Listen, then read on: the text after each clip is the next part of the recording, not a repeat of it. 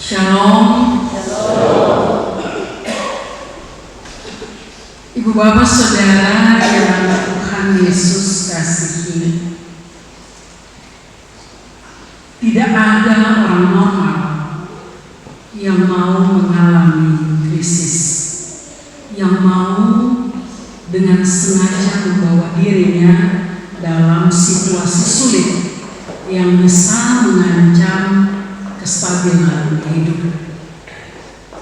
Orang berusaha untuk terhindar dari situasi sulit, maka segala upaya akan dilakukan. Soalnya adalah terkadang meski kita sudah berusaha dengan segala daya upaya, tetapi situasi sulit tidak bisa kita hindari dalam hidup ini.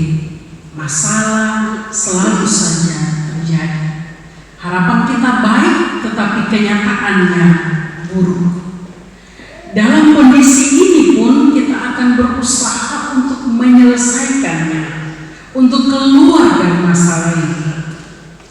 Cerita Injil yang kita baca tentang perkawinan di Kana yang di Galilea ini memberikan gambaran kepada kita tentang persoalan pertama yang dialami oleh mempelai yang menikah.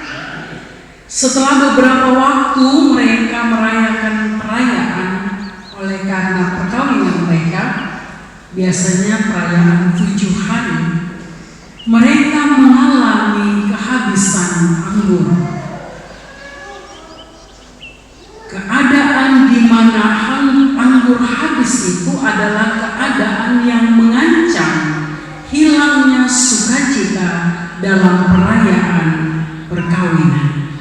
Dan bukan hanya itu, bukan hanya sukacita yang hilang. Kehormatan mempelai sebagai tuan pesta yang mempersiapkan kebutuhan pesta juga akan terancam.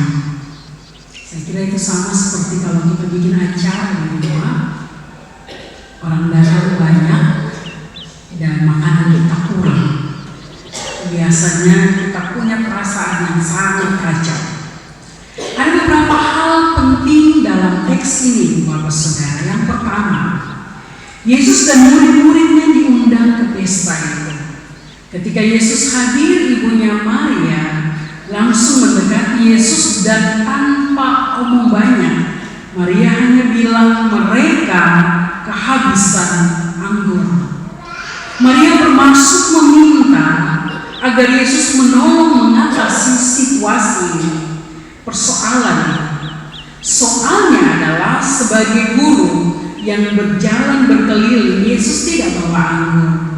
Tetapi ketika Maria minta Yesus untuk menolong mereka, itu sama dengan Maria percaya bahwa Yesus bukan hanya manusia. Dia adalah Mesias, anak Allah yang punya kuasa untuk mengadakan segala sesuatu.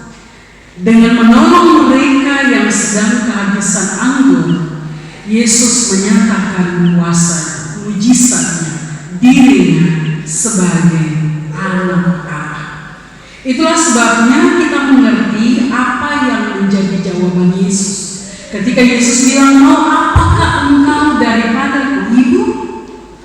Saatku belum tiba. Saat di sini adalah yang dimaksudkan adalah saat bagi Yesus untuk dimuliakan sebagai anak Allah baru akan terjadi pada saat kematian dan kebangkitannya. Bahkan semua yang tertulis dalam Injil ini, dalam Injil Yohanes, dimaksudkan agar semua orang percaya bahwa Yesus adalah Mesias, anak Allah, dan supaya kamu semua hidup oleh imanmu, memperoleh hidup dalam nama Yesus. Kita bisa lihat maksud penulisan Injil Yohanes ini dalam pasal 20 ayat 31. Hal yang kedua, Bapak Saudara, apakah Maria menyerah? Tidak. Ia justru bilang kepada orang-orang, para pelayan, untuk melakukan apa yang Yesus katakan kepada mereka. Saudaraku, seringkali kita bersikap menyerah saat rasanya semua jalan tertutup. Menyampaikan keadaan kita kepada Tuhan dalam doa kita, terus mencari jalan dan terus bertindak adalah pilihan bijak yang bisa kita ambil.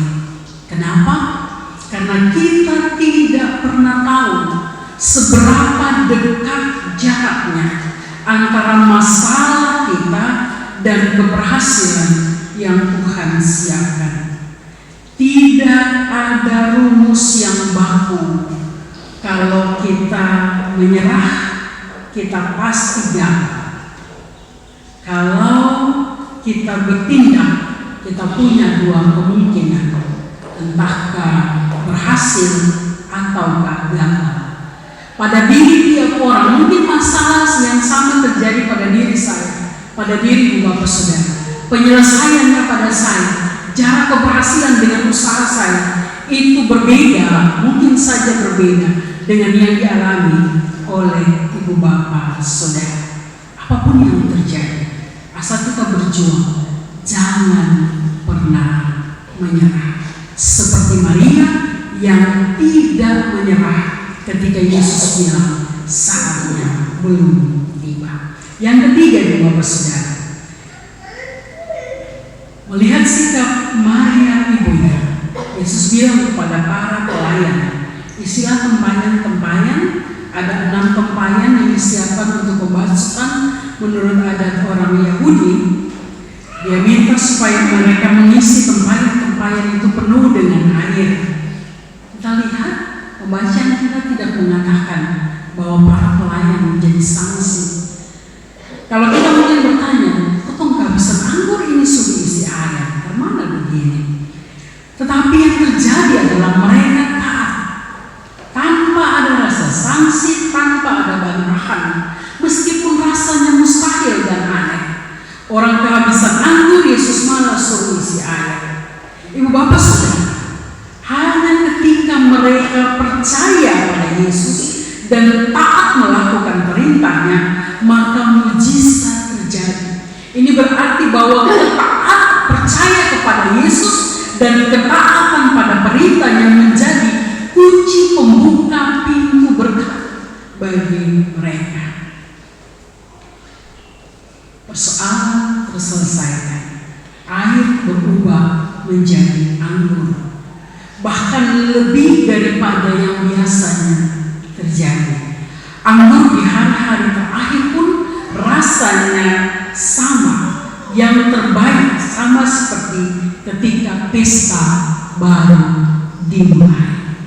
Ini adalah mujizat pertama yang Yesus lakukan dalam rangka memberi tanda dan menegaskan bahwa Yesus adalah anak Allah. Menurut Injil Yohanes, ada 7 tanda yang Tuhan berikan mulai dari peristiwa di Kana. Dan kalau kita bisa periksa pasal 2 ayat 1 sampai pasal 11 ayat 57.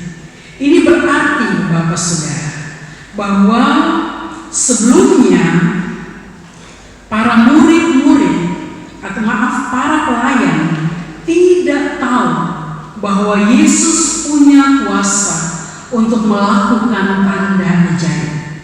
Kita belajar dari sini. Sekali lagi, hanya dengan percaya sepenuhnya kepada Yesus dan taat sepenuhnya kepada perintahnya, kita akan mendapatkan tanda-tanda ajaib, pertolongan Tuhan, mujizat Tuhan dalam hidup kita. Kita memang tidak pernah melihat Tuhan muka dengan muka, tetapi kita percaya bahwa Yesus adalah Tuhan dan Juru Selamat bagi saya dan saudara. Tanpa melihat, kita beriman. Yesus hadir dalam setiap keadaan yang kita alami. sehat ataupun sakit, lebih ataupun kurang, ketika kita tertawa atau ketika kita menangis, ketika kita bergembira atau ketika kita sedih, ketika kita mengalami sukacita yang luar biasa, maupun ketika kita mengalami duka cita yang sangat mendalam, ketika kita bekerja, ketika kita beristirahat, ketika kita bersama dengan orang yang kita kasih, ketika kita sendiri berjuang, ketika kita sukses dalam usaha, ketika kita gagal dalam usaha kita, saat kita tersembunyi dalam pandangan orang sekalipun, Tuhan ada bersama kita. Tuhan melihat keberadaan kita. Dia tahu apa yang kita alami dan kita rasakan. Ketika kita sedang menangis sendirian sekalipun, dan kita tidak lagi tahu mau berdoa seperti apa, karena tidak kuat lagi, Tuhan ada di saat itu. Saudaraku, keadaan sulit bisa terjadi kapan saja dalam hidup kita, di mana saja kita berada. Tetapi kita percaya bahwa kita milik Tuhan yang berharga, yang tidak akan pernah Tuhan tinggalkan. Yesus adalah Immanuel, Allah yang senantiasa menyertai kita yang percaya kepadanya. Kalau Tuhan Allah sertai kita, maka apapun yang terjadi, asal kita hadapi dengan taat pada perintahnya, maka persoalan, masalah, krisis yang kita alami akan mampu kita atasi sampai pada akhirnya. Bahkan terkadang dengan cara yang tidak bisa kita duga.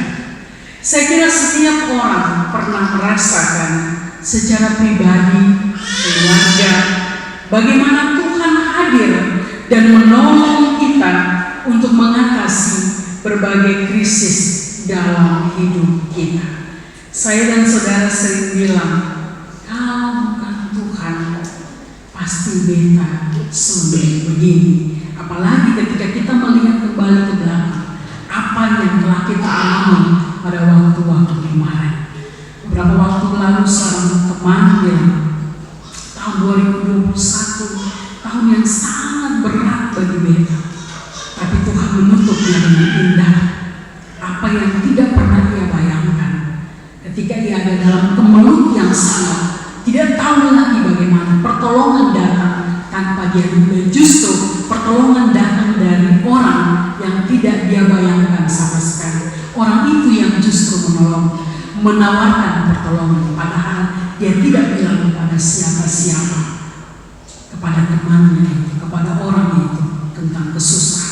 Saya kira Bapak Mama Saudara juga pernah mengalami hal-hal ini. Tema perenungan kita dalam minggu kedua sesudah Epifania ini, Bu Bapak Saudara, adalah Yesus hadir di tengah krisis. Ini menjadi pengakuan kita, tetapi sekaligus menjadi harapan kita. Saudaraku, dalam bahasa Mandarin, orang Cina berbahasa itu, kata krisis itu adalah kata weiji. Weiji itu artinya krisis, yang terdiri dari kata wei yang artinya bahaya dan ji yang artinya peluang. Itu berarti bahwa dalam krisis ada bahaya, tetapi sekaligus ada peluang di dalamnya. Dalam setiap kesulitan yang terjadi dalam hidup manusia, ada bahaya di situ, tetapi sekaligus ada peluang. Masalah apa saja yang kita alami bisa mengancam kita, bisa membuat kita mengalami bahaya, tetapi sekaligus itu menjadi kesempatan, menjadi peluang untuk mencapai tahapan hidup yang lebih baik lagi. Bukankah seringkali persoalan besar terjadi dalam hidup kita, mengguncang iman kita, membuat hidup kita rasanya porak-poranda, kestabilan hidup kita menjadi kacau. Tetapi setelah kita selesai mengatasinya, kita ada dalam tahapan hidup yang justru lebih baik daripada sebelumnya. Krisis mungkin membuat hidup kita terancam,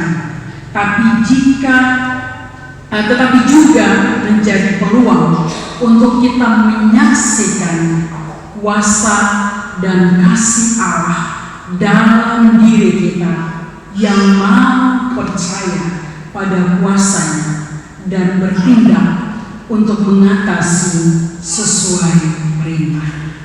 Mama saudara, silakan hidup. Apa keadaan sulit yang kita alami atau yang pernah kita alami pada waktu lalu? Kalau itu telah terselesaikan, kita tentu melihat betapa Tuhan telah menolong kita untuk sampai pada detik ini. Kalau itu masih akan kita hadapi, percayalah, kita punya Tuhan yang luar biasa.